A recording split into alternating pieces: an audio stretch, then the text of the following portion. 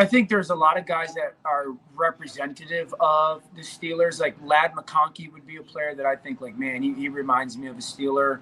The way I've looked at it, Zach, is a little bit more. So I constantly go back to, okay, Arthur Smith's two previous places, and different than the Steelers.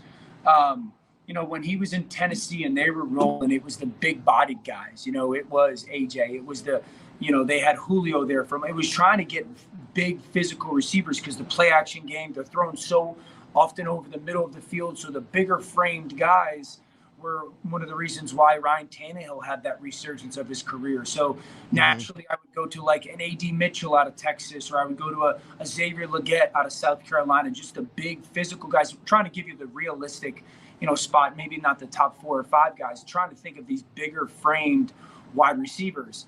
And then I go to Atlanta, and obviously they had Drake London, and he's a bigger framed receiver. But one of the reasons why that offense sputtered in Atlanta, it wasn't because they didn't run the football well. It wasn't because they didn't have an offensive line that played at a high level. It was really, number one, the quarterback play wasn't good enough. And 2, they didn't really have vertical speed.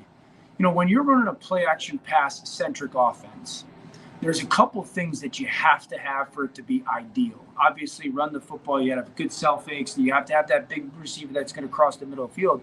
But to go really to be what exactly you want, there has to be someone that lifts coverage or burns the coverage that won't get lifted.